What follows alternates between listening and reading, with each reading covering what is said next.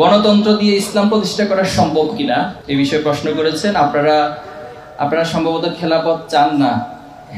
আচ্ছা, এই বিষয়টা একটা শ্রেণীর পক্ষ থেকে আমাদেরকে বলা হয় যে আমরা খেলাফত চাই না।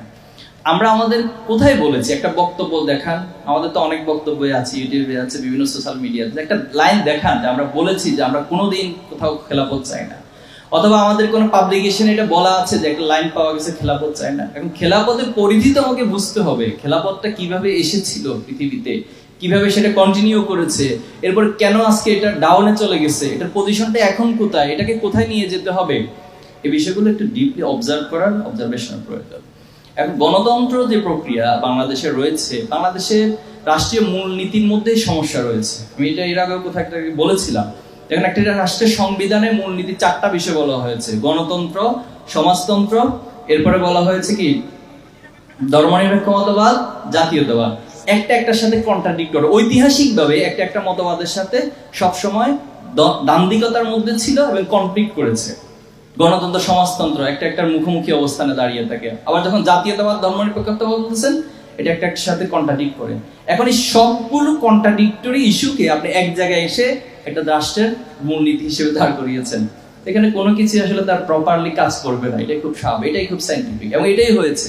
আমরা আসলে কোনমুখী, আমাদের জাতীয় আদর্শ কি, এটা আমরা স্পষ্টভাবে কিছু বলতে পারি না, এবং আমাদের জাতীয় ঐক্যগুলো তৈরি হয় না।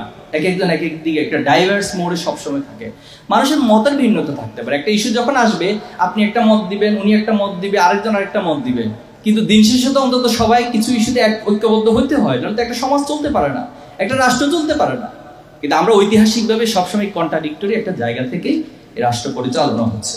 তো সে জায়গায় গণতন্ত্রের প্রচলিতভাবে যেটা বলে, অনেক কিছু ইসলামের সাথে মার্চ করে। এটা একটু খেয়াল করতে হয়, আমাদের একটু ডিপলি বোঝার চেষ্টা করতে হয়। যেমন গণতন্ত্রের একটা বিষয় হচ্ছে মত প্রকাশের স্বাধীনতা। এখন প্রশ্ন হলো, ইসলাম কি মত প্রকাশের স্বাধীনতাকে প্রমোট করে না? অবশ্যই করে।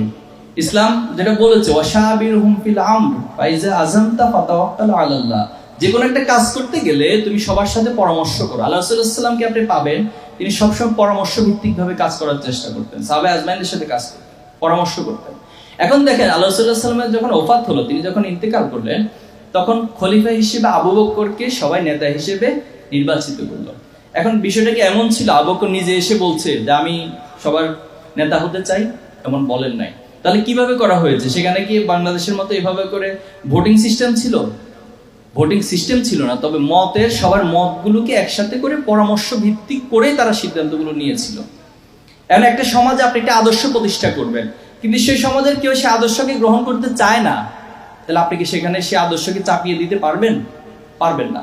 আল্লাহ রাসূলুল্লাহ সাল্লাল্লাহু আলাইহি ওয়াসাল্লাম যখন ওহী নাজিল হলেন, তিনি সবাইকে ইসলামের দাওয়াত দিতে লাগলেন। সবাই একটু একটু করে, দুই একজন করে দাওয়াত গ্রহণ করলো। আবার একটা অংশ ওনার বিরোধিতা দাঁড়িয়ে গেলেন, এবং একটা পর্যায়ে আসলো যে আল্লাহ রাসূলুল্লাহ সাল্লাল্লাহু আলাইহি ওয়াসাল্লামকে হত্যা করা হবে, এবং সেই প্রেক্ষিতে আল্লাহ রাসূল মক্কা থেকে মদিনায় হিজরত করলেন।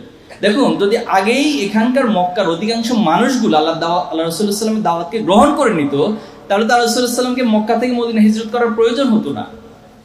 কিন্তু মদিনায় গিয়ে যিনি তখন আস্তে আস্তে ইসলামের চারদিকে ছড়িয়ে দিলেন, সবার মাঝে ইসলামকে যে বোধগম্য, ইসলামকে বোঝার মতো সুযোগ করে দিলেন, তখন একটা পর্যায়ে এসে পুরো সমাজে ইসলাম প্রতিষ্ঠিত হয়েছে। এখন বাংলাদেশের এই প্রেক্ষিতে আপনি মানুষের লাইফ স্টাইলকে তো পরিবর্তন করতে হবে। এই সমাজের মানুষগুলো তো আগে ইসলামকে চাইতে হবে। তারা হয়তো ইসলামের একটা পার্টিকুলার জায়গা থেকে, ইমোশনাল জায়গা থেকে ইসলামকে ট্রিট করছে, কিন্তু ইসলাম যে রাষ্ট্রীয়ভাবেও প্রতিষ্ঠা করা সম্ভব, এবং ইসলামের মধ্য দিয়ে যে আসলে সকলের অধিকার প্রতিষ্ঠা করা সম্ভব, ইসলামের মধ্য দিয়ে শুধুমাত্র মুসলিমদের জন্য না, অমুসলিমদের জন্য তাদের অধিকারকে 100% নিশ্চিত করা সম্ভব, এই অনুভূতিটা সবার মাঝে আপনাকে জাগাতে হবে।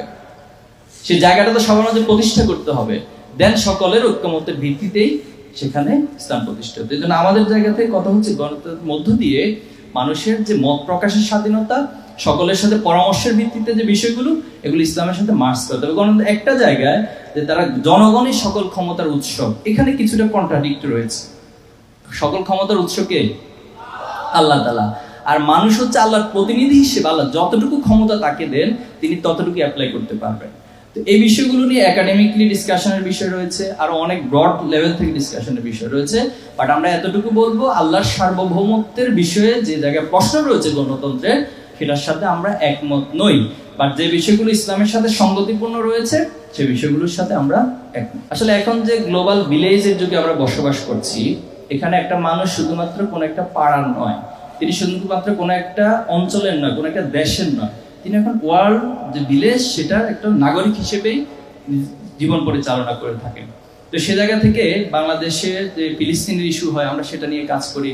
এছাড়া ইস্যু যে ওয়ার্ল্ড অর্গানাইজেশন রয়েছে সেখানেও আমরা সেটা সদস্য হিসেবেই কাজ করি। বার্ষিক বিভিন্ন কনফারেন্স সব বিভিন্ন ইস্যুতে আমাদের সবার সাথে যোগাযোগ রয়েছে এবং আমরা কোঅপারেশন করি। আমরা মালয়েশিয়া তার কিছু বিভিন্ন জায়গায় যখন যেখানে কনফারেন্স হয় এবং আমাদের সদস্য সম্মেলনও বাংলাদেশের বাইরের বেশ কিছু সংগঠন, ছাত্র সংগঠন, ইউথ অর্গানাইজেশন তারা আসে। তো এইভাবে করে আমাদের একটা কোঅপারেশনের মধ্য দিয়ে আমরা আমাদের কাজগুলো পরিচালনা করি।